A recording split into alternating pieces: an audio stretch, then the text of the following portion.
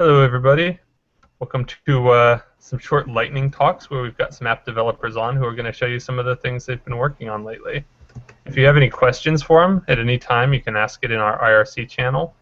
It's hashabuntu-uds-appdev-1, or you can just go to summit.ubuntu.com, search for App Showcase, and pull up the meeting page, which you're hopefully already on, so that you get the IRC chat window right below here. With me today, I've got Alan Pope, who I think most everybody knows, Jose, which everybody who's been active in the community probably knows, and Mark, who's on our security team, which some of you probably know.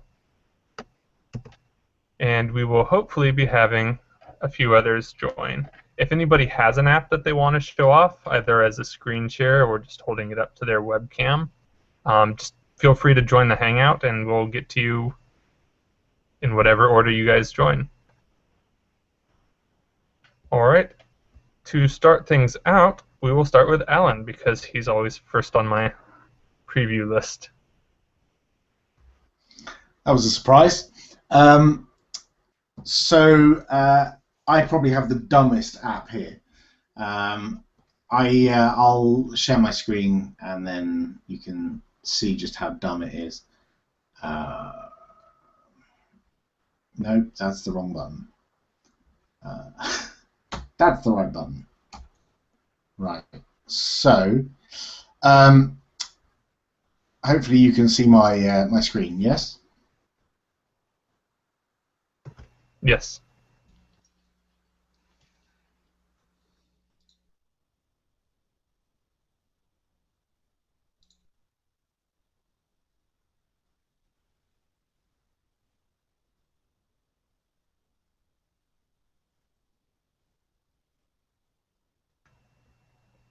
Alan, are you still with us?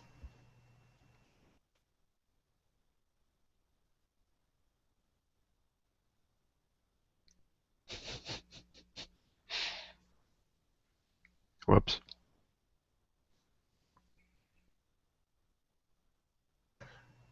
With that display of Google Hangouts breaking everything for everybody, I guess we'll go on to Jose. Hello everyone. As you may already know, my name is Jose, and right now I'm downloading an Ubuntu image to my phone, which I deleted because I ran out of space.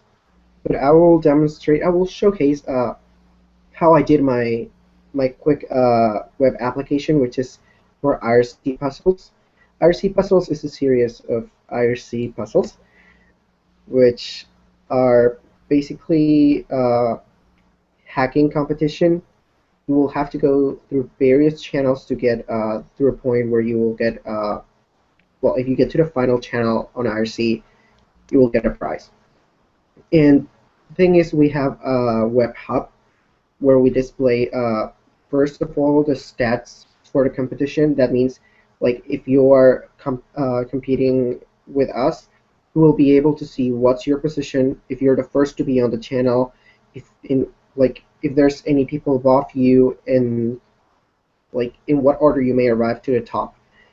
And we also have our main page, which displays some basic information, and our register page. And that's basically what the web application does. So let me share my screen.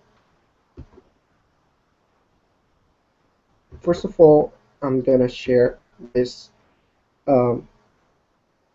Whoops, wrong button.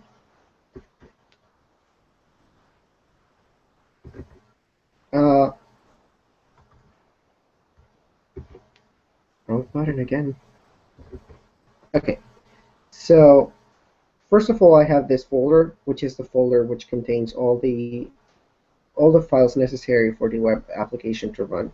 They're pretty straightforward and simple. Like, if you go into developer.ubuntu.com, you will be able to see all of these files, how they are written, and if there's any structure you will need to follow, you will find it in developer.ubuntu.com.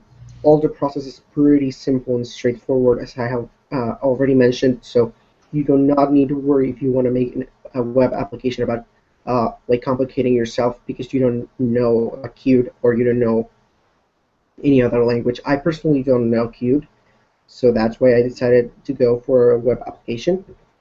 Uh, First of all, I have my icon. It's something pretty basic, 128 per 128 pixels, which displays IRC puzzles. Then I have my manifest file. This manifest file will indicate first the description that will go in the click store. As you know, we have a click store, and it displays some basic information like the app name, the icon, a quick description, the version, and some other stuff. So we have the description, the framework it's written on, um, the app armor file, which is the file which will like indicate what permissions the application needs to run, in order to run. Like in this case, I'm going to show it in a while. Then the desktop file, which is a shortcut to the web page we have. So basically, if you click that, it will open a web page, and it has some other stuff in there. Then the maintainer name, which is my name, and it has my email. In this case, I wanted to use namespace which contain my domain name, so that's why I changed email, and I'm not using my adubuntu.com email. Then the application title and the application version, which is something understandable. Then here we have the app armor file. We are using a template which is the Ubuntu-web app template. There are several templates you can choose from, and in this case, I'm using the following policy groups, which are networking, because I want web access. I need web access to get to the page we're hosting, because it's not on my phone; it's on the interwebs. Now we have web view, and we have content exchange. These are because I need to access the web and actually open a browser to get to the page. And finally, I have policy version, which is the app armor policy version I'm using. And finally, I have an IRC puzzles.desktop file, which I cannot directly.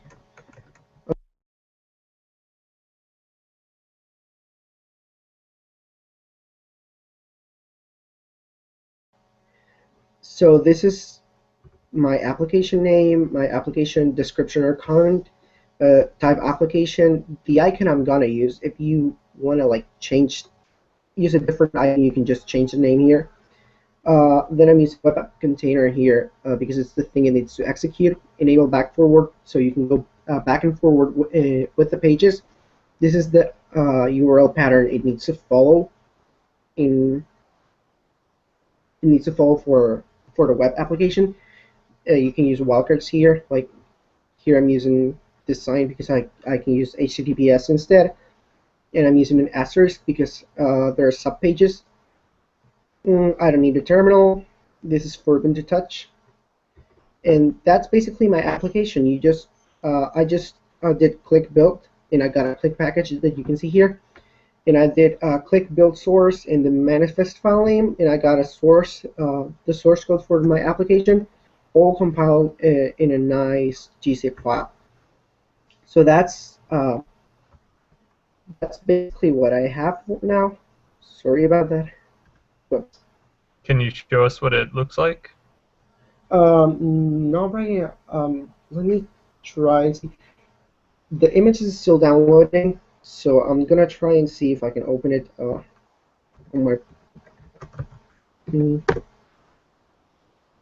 my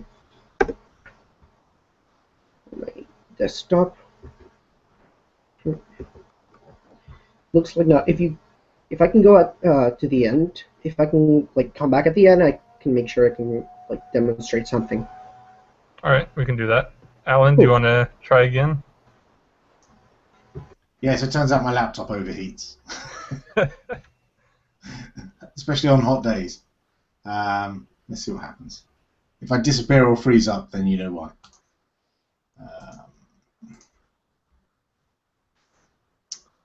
So hopefully you can see this. Yes. Good.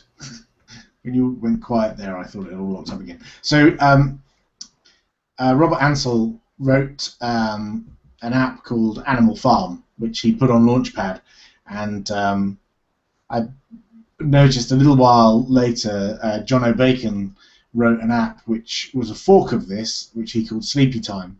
And Animal Farm is a simple app that just shows little pictures of animals, and when you click on them, it plays a little sound. So it's basically a little soundboard.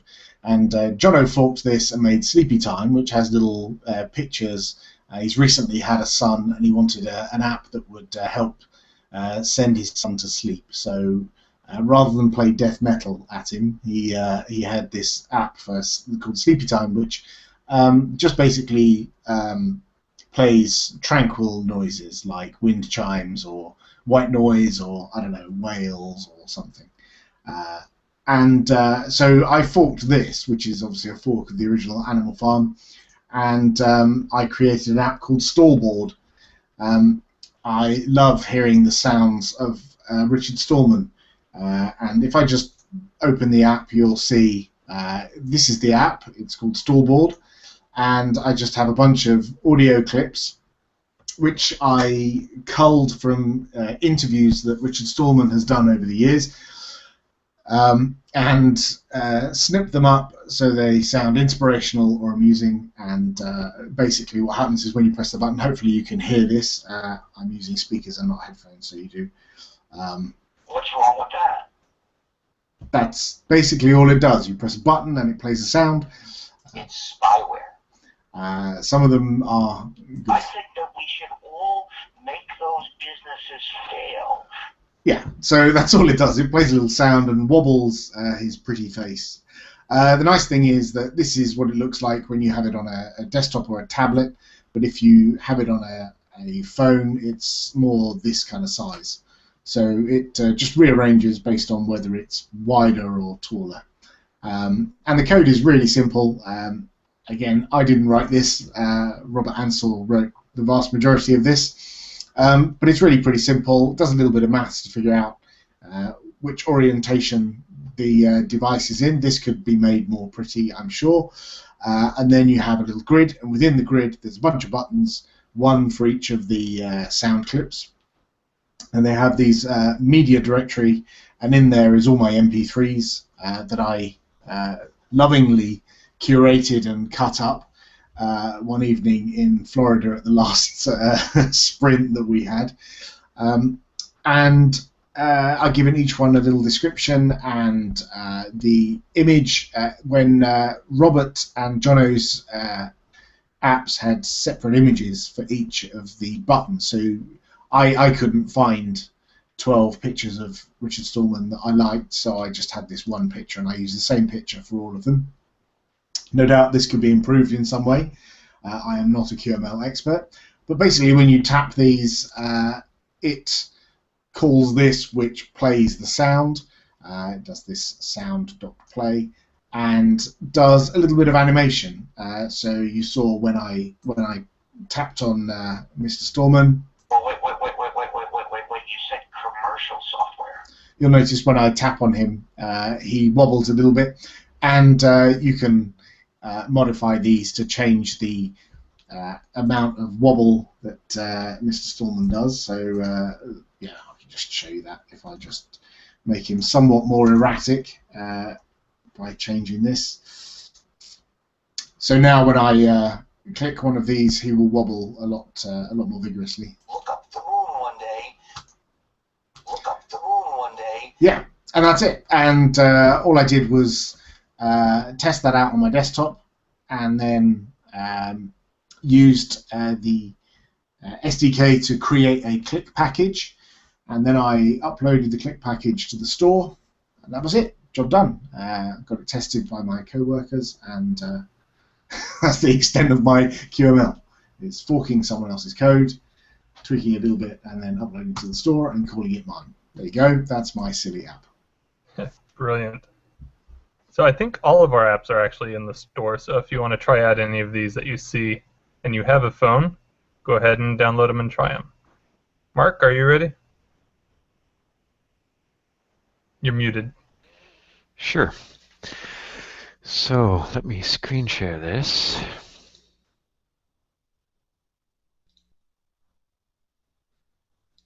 Okay, can you see that? Yes. Okay, great. So about 2 weeks ago, I finally got the time to try the SDK. I had not done any QML programming, didn't look at QML, not a JavaScript developer. About 2 weeks ago, I sat down one morning and I downloaded the SDK and I went through the tutorial that's on the developer.ubuntu.com site. And I basically looked through the SDK, and about 6 hours later, I managed to write an app, which is called TipCalc, which is in the store right now. So about 6 hours later, not only did I have an app, but I actually uploaded it to the store, and about half an hour after that, it was on my phone, which is pretty cool. The application submission process is pretty nice. It's fun to actually be able to develop something and to get it immediately delivered to people's devices. It's the complete opposite of waiting 6 months for a new release and trying to upload it to the archive and getting it into shape and doing all the packaging modifications and all the packaging necessary to make it work and be accepted. Doing it with click packages was a great experience with the Qt Creator. So this is the application. It's just a simple tip calculator, as you can see. You can enter something here, and you can decide how many people to split the bill into, decide the amount of tip you want to leave, and that allows you to quickly know how much everybody owes at a restaurant for a big meal. It's quite a simple app. I just did it to be able to learn QML and JavaScript and see how the whole app submission process worked. One thing that was really cool is the whole IDE. We're really not used to having or using an IDE when we develop a bunch of applications, and having this IDE to develop the QML apps was awesome. It's great. I'm really glad that we have this now. It's something that's been missing in our development story for a long time. People come from other platforms that have real cool IDEs, and then we ask them to use VI. It's kind of a step down from what they're used to using. So this is really great. QML was fun, different, pretty easy, simple. Had a few issues trying to figure out how the layout stuff worked. For example, the grid isn't very flexible, so you have to do things like put rectangles in the grid and do sizes with rectangles to be able to resize grid cells and stuff like that. It's kind of weird if you're used to having stuff like grids where you can resize columns and rows. One thing that helped also is looking at the code to a bunch of the core apps. I suggest people do that because it's really easy to learn by example, and looking at the core apps showed me a whole bunch of stuff that, just looking at the developer documentation, sometimes you don't have enough examples to really understand how stuff works. So looking at the core apps gave me a whole bunch of ideas and a whole bunch of ideas on how you're supposed to use certain items. Another thing that was really fun was the, let me find it, this here, the UI Toolkit Showcase. This is pretty cool too, because this, shows you all the components, but actually being able to look at it, it's pretty nice, except this button doesn't work, but there's a bug filed for that.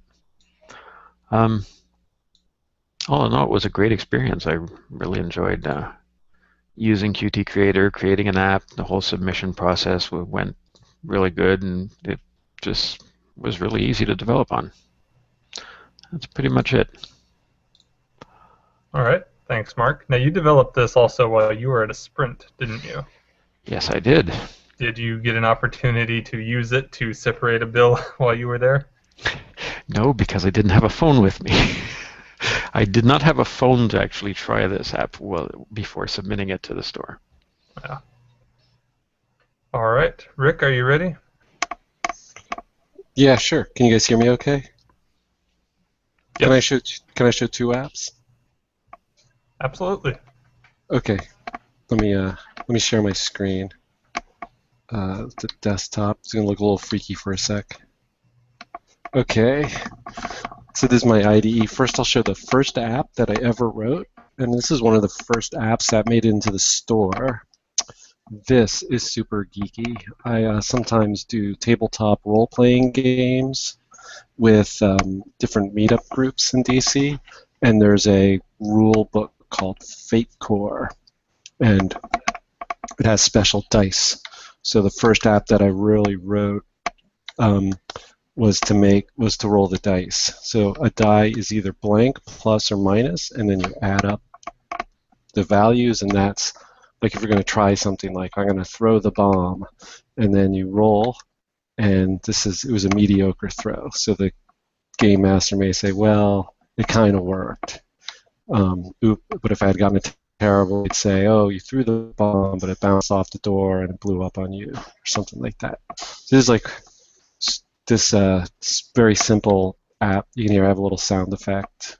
You probably can't hear it, but I have a little sound effect when you roll it.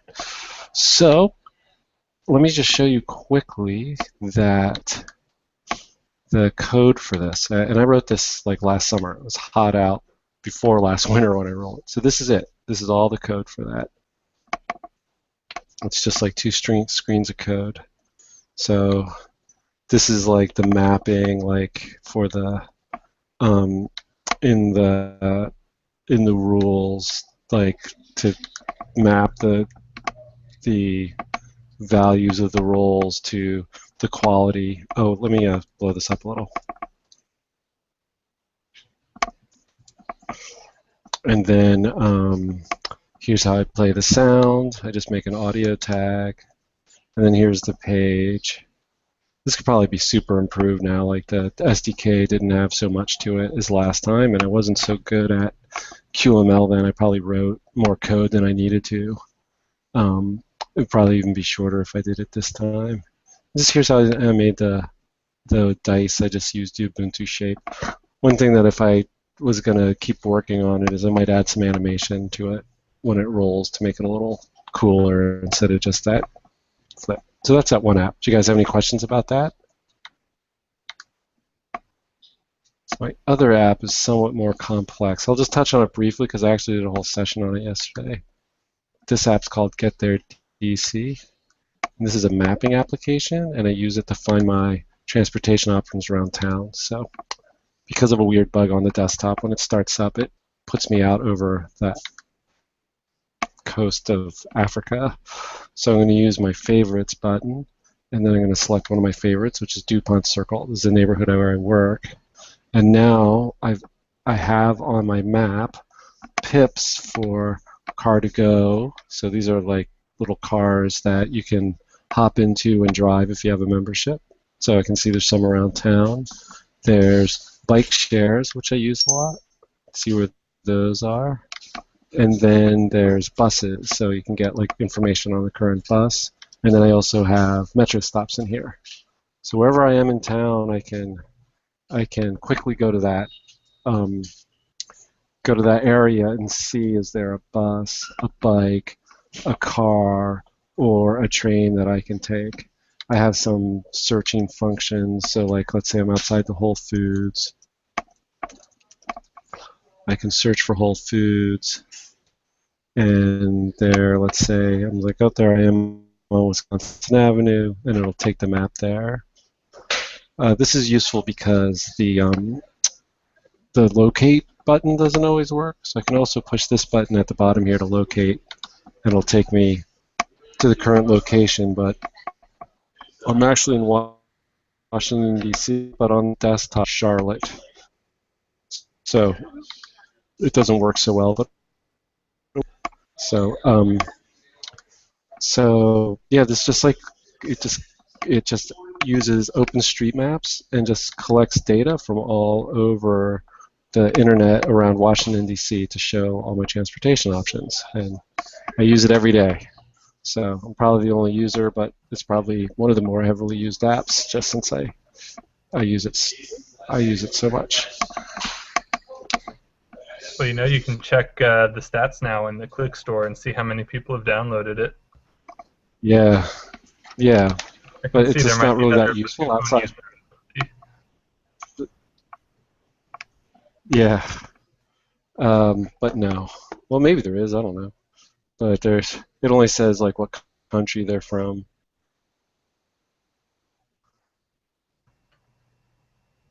All right. And since nobody else has joined, I guess I will go last. Let me share my screen. All right. So before I get started, we've got in Ubuntu we've got a bunch of local communities that we call loco teams, and we have a website for them that is the loco teams portal. It's on loco.ubuntu.com, and this has been around for a long time. You can use it to list events, team meetings, and things like that that are happening for your teams. And also for quite a while now, we have had a JSON API for accessing just about all of the information that we have in the portal.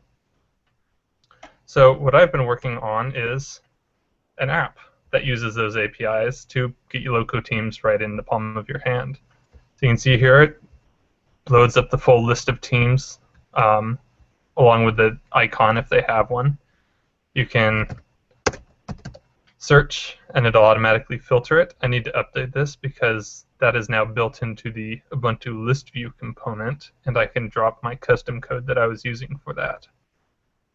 You can load up the teams. Right now it's not loading a whole lot of information, but it will load a list of events that the team has coming up, and later I'll add meetings and some other things. You can click on that and it'll take you to some information to give you start and end time, where it's going to be, and using Rick's Get Their DC demos, I was able to quickly and easily get maps working in here also, so you can see exactly where it is. I'm using the new header, so these are actually the tabs component. You can switch between different things, the different items that we have in Loco Team Portal, events, teams, and meetings. Meetings right now doesn't do anything. Events is working. You can search for different things that are going on, such as FaucetCon, which is a new conference coming in to Central Florida, which is right near me. And this is actually the same component displaying it here as if you went through the Teams page. And then if I stop sharing, stick my phone up to the screen, that comes through. It's actually got touch events, so you can, if I can get it to do this while I'm holding it backwards, you can pinch to zoom in and out in the component in the QML app. And all of that, again, thanks to Rick's demo, was very easy for me to set up. And that's it. Those are all the demos. There are plenty more apps. There's something like 350 or more apps now in the store. So there's plenty more for you to go out and try, especially if you have a phone. All right. Thank you, Alan. Thank you, Jose, Mark, and Rick for giving demos. Thank you, everyone, for watching. Hey, Mike. I hope you've enjoyed the Ubuntu Online Summit. Hey, Mike. In 30 minutes, we have the closing summaries where each of the tracks will give an overview of what was discussed and presented during the last 3 days, which is a Mike? great session to be at if you want to go see what you missed and go back and rewatch them. So be sure to stick around for that and enjoy the rest of your week. Bye.